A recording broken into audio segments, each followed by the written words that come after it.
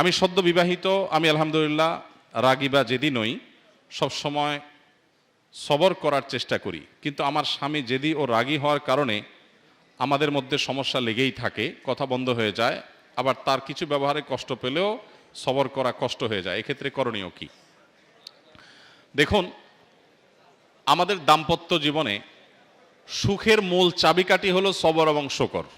তাদের সাংসারিক জীবনের শুরুতে তাদেরকে বেশি একটু স্ট্রাগল করতে হয়। আমাদের সামাজিক প্রেক্ষাপটে নারীদের প্রতি নানা বৈষম্য, তাদেরকে কোনটা সামাজিক বাস্তবতায় পুরুষ শুরুতে একটু বেটাগিরি দেখাইলেও সাংসারিক জীবনের শেষে এসে কিন্তু পুরুষ পুরাটাই বিড়ালের মতো থাকে।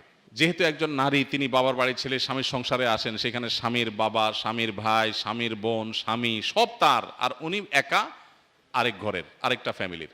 খুব স্বাভাবিকভাবেই এতগুলো পরকে আপন করা চ্যালেঞ্জিং একটা কাজ হয়, খুব কষ্টকর হয়। অনেক মেয়েরা এটা ধৈর্য ধারণ করতে পারেন না। একজন মেয়ে যখন স্বামীর সংসারে যাওয়ার পর প্রথম প্রথম কষ্ট হয়, একটা বাচ্চা হয়, আল্লাহ দেয়, দুইটা বাচ্চা হয়, সংসারে আস্তে আস্তে বাচ্চারা বড় হতে থাকে।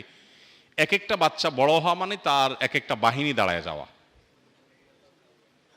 এই ছেলে মেয়েগুলো যখন বড় হয়ে যায়, ডানে দেখে ছেলে দাঁড়ায় আছে, বামে মেয়ে দাঁড়ায় আছে, কদিন পরে ছেলের ঘরের ছেলে, এরপরে মেয়ের ঘরের মেয়ে, এগুলো যত বাড়তে থাকে এই সবগুলোকে দিন শেষে মায়ের বাহিনী হিসাবে কাজ করে।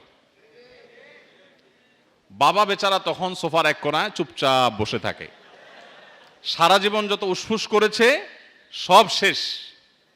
এখন ভদ্রলোক পৃথিবীর সবচাইতে ভদ্র মানুষ হিসেবে সোফার এক কোণায় বসে থেকে বিনম্র আচরণ করে তিনি নিজেকে উপস্থাপন করেন। আর ভদ্র মহিলা যত বৃদ্ধ হতে থাকে, যত বয়স বাড়তে থাকে, তার সৈন্য সামন্ত লোকবল, তার বাহিনী ডানে বামে এমনভাবে তার বাড়তে থাকে।